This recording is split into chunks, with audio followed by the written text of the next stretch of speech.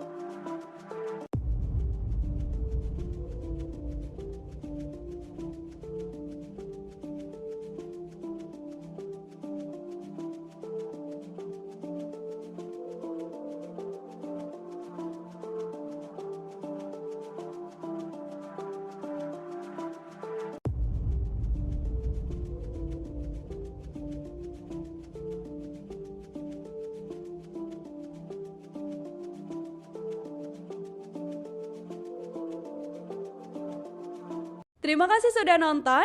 Jangan lupa like, subscribe, dan share ya.